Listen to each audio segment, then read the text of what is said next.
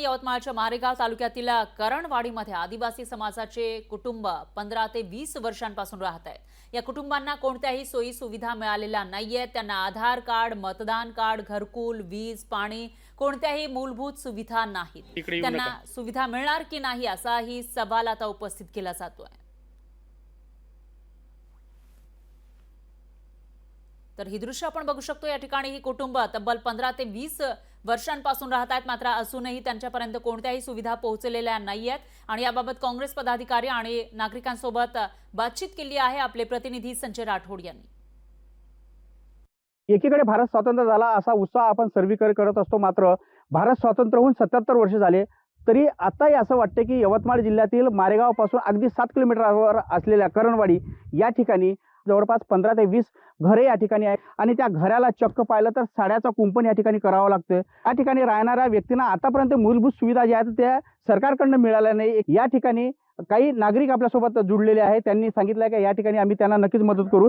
या संदर्भात बोलण्याकरी काही नागरिक आपल्यासोबत आहे। दादा, कशी परिस्थिती आहे इथं आणि काय सांगणार या संदर्भात? इथं राहायची सोय नाही।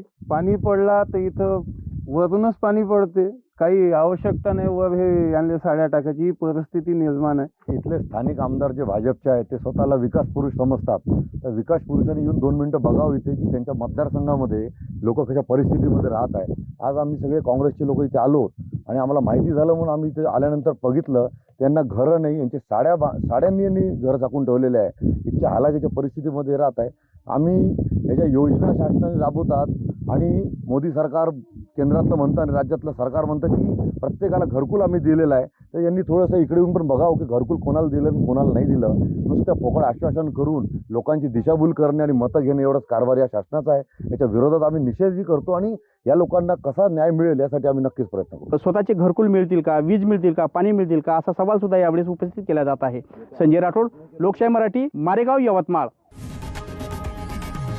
लोकशाही मराठी, ऐका, पहा, जागरूक रहा।